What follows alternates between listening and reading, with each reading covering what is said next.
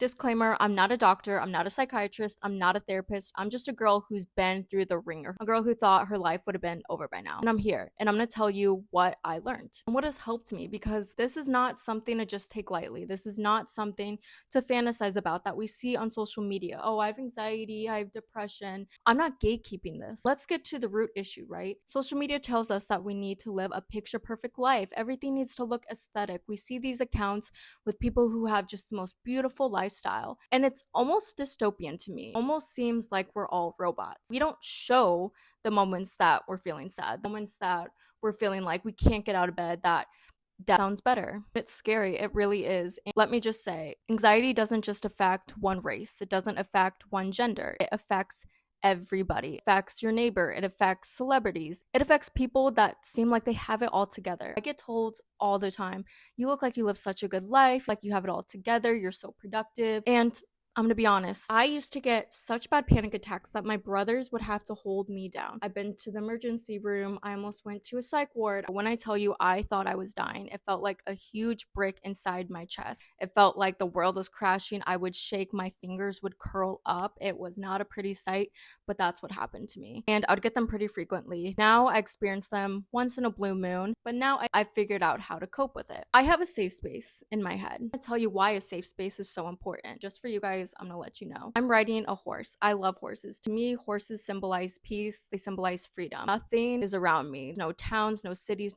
nothing's around me. I'm just riding on a horse in a long white dress. Horse is just charging through the field, and I feel free. I feel at peace. Anxiety can hit you at your job. It can hit you when you're out with your friends at a dinner. It can hit you when you're completely happy, just in the moment with people you love. Having a safe space in your head allows you to take a minute, be selfish, tell the people you're with, I need a minute, step over to the side, go to a restroom, stand outside, close your eyes, and imagine a safe place. Imagine your younger self in that safe place. What makes you feel free? What makes you feel at peace? Maybe it was a memory from your childhood. Maybe it's a scene from a movie. It could be anything. There's no rules to this. Get in that safe spot in your head. Replay it over and over. Soon, you'll feel your body start to relax. Breathing will get back to normal. When people say, oh, just relax, easier said than done, right? I hate when people say that, because to me, it doesn't work. I need to go to my safe place in my head. And then what I want you to do is think of what you're going to do after work, after you work out, after you're with your friends, wherever it is, that will make your younger self feel safe. All of us have a younger self still inside of us, and they're talking to us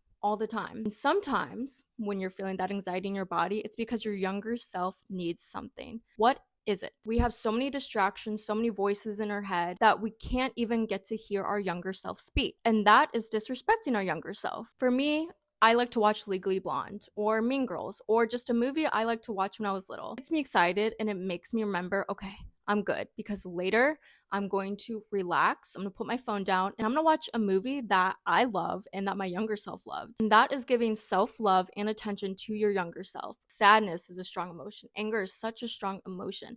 And when we hold it all in, it gives us anxiety. When we put it off, or when we distract ourselves with work, with our phone, with scrolling through TikTok, with friends, when we can't be alone, puts us in a state of panic. Eventually, you are going to break. Did you know that crying releases endorphins? Yeah, my therapist told me that. I used to put off crying so much. I grew up in a household full of older brothers. I have 4 older brothers and a dad that talked to me just like my brothers. I love my dad, but I was treated just like a guy. Let me just say this. You cannot talk to women like you talk to your boys. I was always told that I was being dramatic. Anxiety didn't really exist. My parents didn't grow up in a day and age where therapy was an option. If you went to therapy, you were seen as crazy. I think everyone needs therapy. Everyone's going through something that you can't see on the surface level, that you can't see on social media. We actually feel anxiety in our body before our mind, like a signal, a warning from our body saying something's going on, something's wrong. We try to pick it apart and say, what is it? Is it this? Is it that? That's what sends our mind in a panic mode, because we're trying to figure out what is that one thing that is making me feel this way. I love Mel Robbins because she said it best. You have to parent yourself. Nobody's coming.